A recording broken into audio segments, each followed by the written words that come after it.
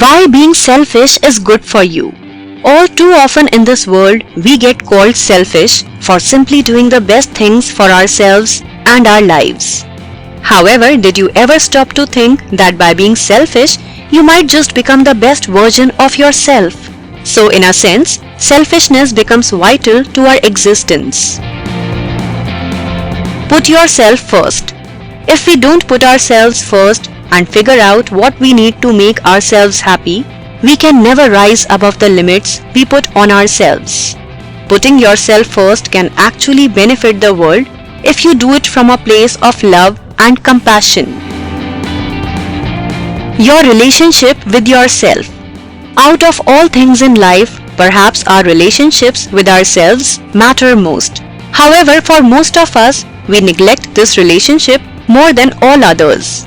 If you don't love and know yourself, you cannot love and know others. If you don't take time to heal your inner wounds and uncover your magic, then you won't recognize this beauty in others either. Love yourself. Once you put yourself first, forget about all the pressures of the world for a while and just sit with your own stream of consciousness, you can begin the process of self-love. You will give more love. It's no secret by now.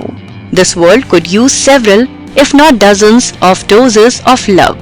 Self-love or love at all doesn't get talked about much in the mainstream, yet it matters so much.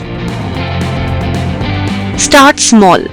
It's all too easy to go on with our normal thinking patterns and destructive habits, but in order to change, you need to start with baby steps. Do one thing per day that makes you feel good, even if it only takes 5 minutes of your time. Live life fully. The pain of being alive took over and we began to lose ourselves in the vicious cycle of paying bills, working, getting into the wrong relationships, etc. Once you commit to living life on your terms and not accepting anything that doesn't bring happiness, prosperity and love, you will see so much negativity leave your life. You will have better health. No one else in this life can make decisions for you.